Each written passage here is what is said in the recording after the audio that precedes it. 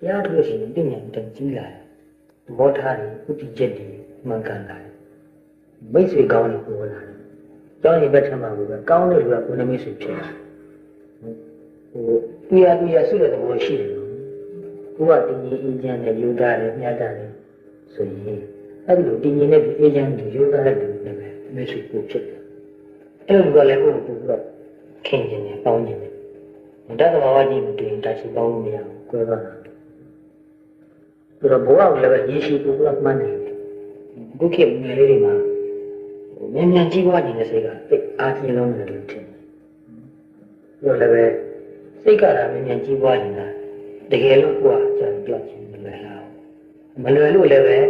စိတ်ညစ်တာလို့စိတ်ဓာတ်ကျတာဖြစ်တယ်သူပြင်နောက်ဆုံးနေ့ရောက်ပြီဆိုရင်နည်းနည်းစိတ်ညစ်လာတယ်ဘာလို့ဆိုဒီနောက်ဆုံးနေ့ပြီးသွားရင်ဘာဆက်လို့အောင်ဆိုစဉ်းစားတတ်တော့မလုပ်တတ်တော့မိဘကနားလေလို့သာသမီကိုပေးပြီးတော့လည်းတွဲပြီးခေါ်သွားမယ်ဆိုတော့ကျောင်းနေနေလည်းပဲအလုပ်ကတစ်ဖက်လိုပြောလို့ရတယ်ကျောင်းပြီးသွားရင်လည်းပဲလုပ်စီအလုပ်ကအစင်သိရှိနေတော်တော်ခံတာတယ်ဘုံမေငွေလေးလည်းပဲခုခေတ်ကစိတ်ဓာတ်ကြတယ်ဘောလို့ဖြစ်တာတွေ့ရတယ်အဲ့တော့ဘာဖြစ်ဖြစ်နေ့စဉ်နည်းနည်းဖြစ်ဖြစ်တရားကိုပုံမှန်အထုသွားလို့ရှိရင်စိတ်ဓာတ်ကရင့်ကျက်တယ်ခိုင်မာတယ်အတိတ်နဲ့တွေးခေါ်ဘာဝကြတယ်အဝေးကိုအခြေကိုလုံမနိုင်တယ်တော့ဖြတ်လန်းကိုလိုက်ချင်တော့ဘူးရိုးရိုးသားသားနဲ့အတိညာနဲ့ကြိုးစားမယ်မိတ်ဆွေကောင်းတွေနဲ့ပေါင်းမယ်မိတ်ဆွေကောင်းတွေရဲ့အကူအညီရရင်လည်းတိတ်မခက်ခဲတော့ဘူးလည်းကိုယ်နဲ့အဆင်ပြေသွားတယ်။ဒါဘဝမှာမိတ်ဆွေကောင်းဆိုတာအလုံးမအရေးကြီးတာပဲ။ဘုရားလည်းအဲ့ဒါကိုထပ်ခါဟောတော်မူတယ်။လောကီရေးမှာပဲဖြစ်ဖြစ်လောကုတ္တရာဘက်မှာပဲဖြစ်ဖြစ်မိတ်ဆွေကောင်းနဲ့တွေ့ရင်အဆင်ပြေသွားတယ်။တို့တက်သွားတယ်ဟောမြင်တယ်။အဲ့တော့မိတ်ဆွေကောင်းဆိုတဲ့စကားမှာ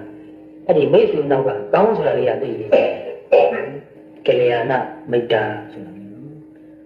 တွေ့ရလို့ခင်တာမျိုးမိတ်ဆွေကောင်းကိုမြင်အောင်ခုစိတ်နဲ့ဘောထားကိုစိတ်နဲ့ဘောထားကိုသိချကဲခတ်လို့ကိုယ်ကလည်းကိုယ့်ကိုယ်ကောင်းအောင်ပြုပြင်တွဲလည်းသူ့ကိုယ်ကောင်းအောင်ပြုပြင်တော့တုံးတဲ့သူအပြန်လာ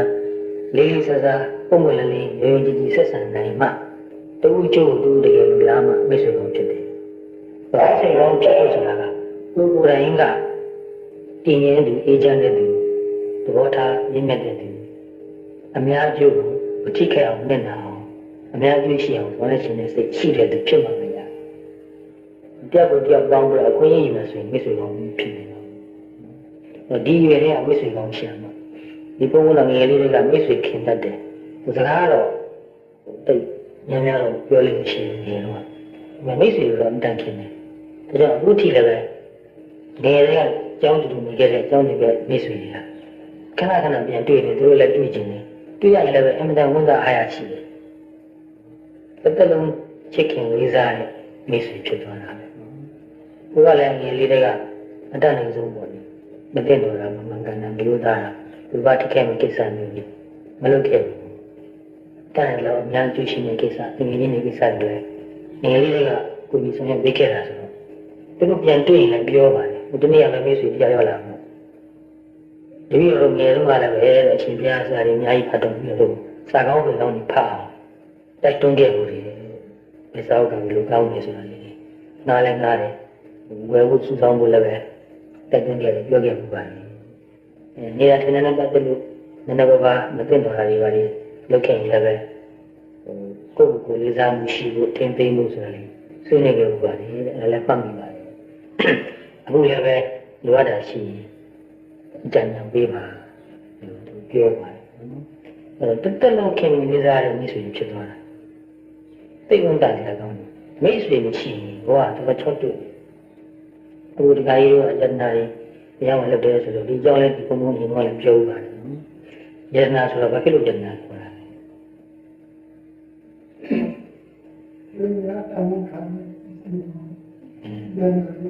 လဲတမှုထားတာလည်းကြောင့်ဖြစ်သွားတယ်နော်နောက်တစ်ခုအဓိပ္ပာယ်ရှိသေးတယ်ဒါ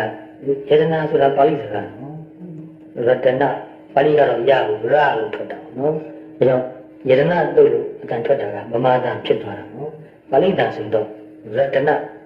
တုတ်တာလို့ထွက်တာနော်အဲ့တော့ရတိဇဏိတိတိဝတ္တနံစိတ်ကိုကြည်လင်ရှင်လန်းတယ်ပြောရှင်စီတယ် အဲ့တော့ဘုရားယန္နာဆိုလည်းပဲစိတ်ကိုကြည်လင်ချွင်လန်းစေတယ်နော်တရားယန္နာဆိုလည်းပဲစိတ်ကိုကြည်လင်ချွင်လန်းစေတယ်တရားကိုသဘောပေါက်လာရင်ဘယ်လောက်အေးချမ်းတယ်လဲဆိုရင်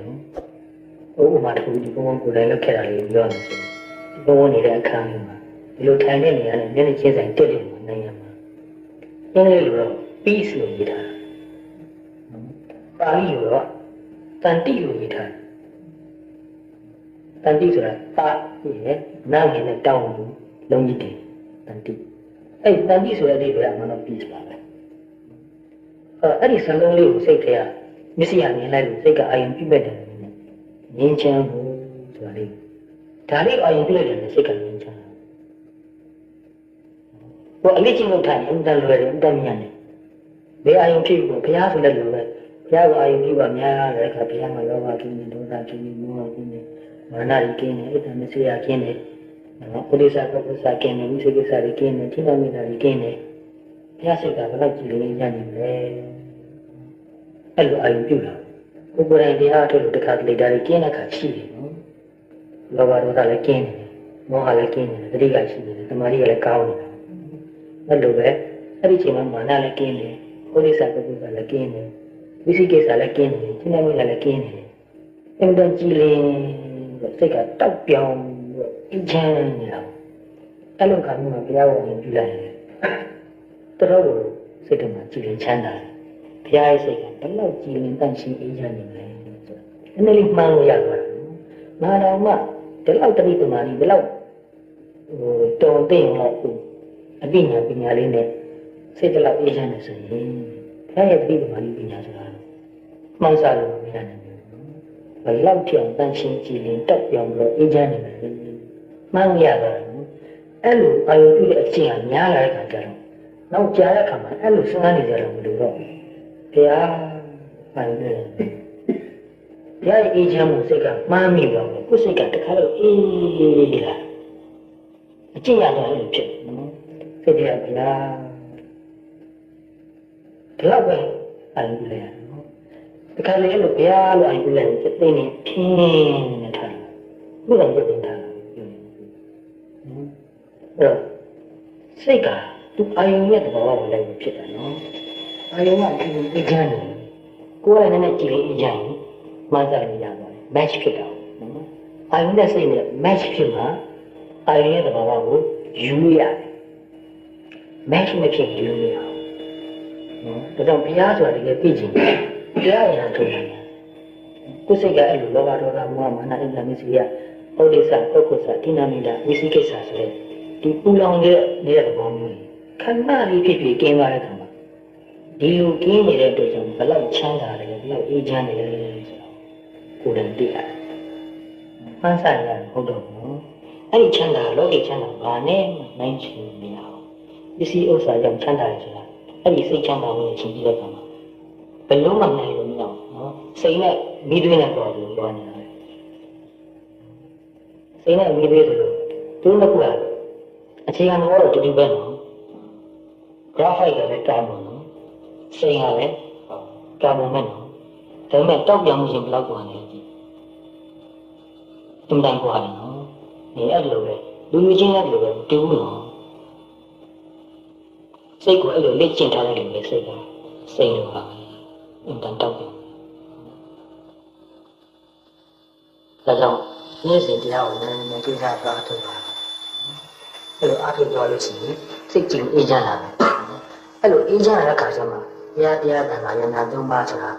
ဘာကိုခေါ်တယ်လဲဆိုတော့ဒီလိုပေါ်လာတယ်။ဒုမတော့စားတဲ့ပတ်တာမျိုးရှိပါတယ်နော်။အဲ့တော့စိတ်ကိုကြည်လင်ရှင်လန်းစေလို့ပျော်ရွှင်စေလို့ယတနာလို့ခေါ်တာဆိုတော့လောကီမှာတော့အာသမီလည်းပဲအာသမီယတနာလို့ခေါ်တာနော်။ဘယ်လိုလဲဆိုတော့အာသမီရနိုင်မိဘတော်တော်ပျော်တယ်။အင်တန်ချစ်တာကိုဘောနဲ့လွယ်ပြီးတော့မွေးလိုက်ရတဲ့မိခင်ဆိုတာတော့ဘုရားအောင်မှ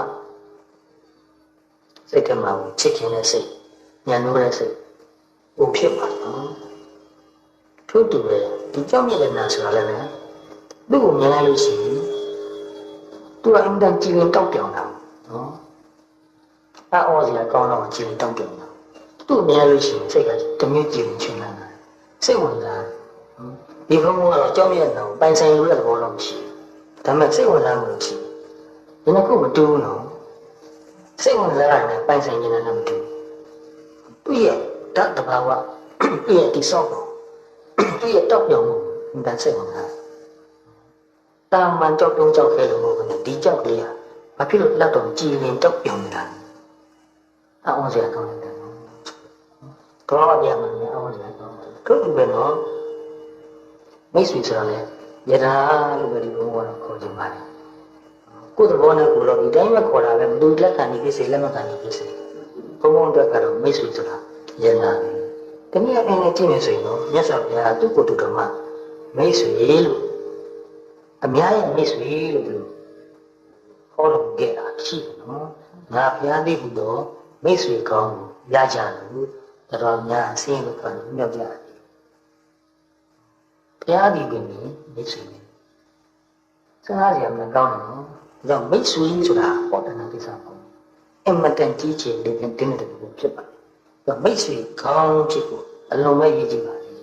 ကိုယ်တိုင်ကမိတ်ဆွေကောင်းပြတအောင်ကိုယ်စိတ်ကိုထားအောင်လေ့ကျင့်ပြုထောင်ထားပြီးတော့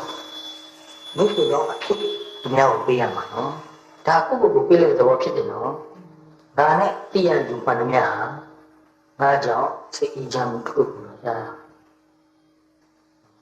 ငါအကျိုးတစ်ခုကိုဆောင်ရွက်ပေးလိုက်စိတ်ဆင်းရဲလို့ပူလောင်လို့အတိုင်းလို့ဒီတရားလာချင်မှာတော့သူပြောတာကိုအေးအေးချင်းကိုချင်းစားတဲ့စိတ်နဲ့နားထောင်နားလေအောင်ကြိုးစားပြီးသွားမှဟောဒီဘယ်လိုခံစားရဆိုတော့သူတိပြီးမှသူတက်နေတယ်လို့သူ့အတွက်အဆင်ပြေမဲ့ဒီလမ်းလေးတွေကိုညွှန်ကြားပေးမယ်ကျန်တဲ့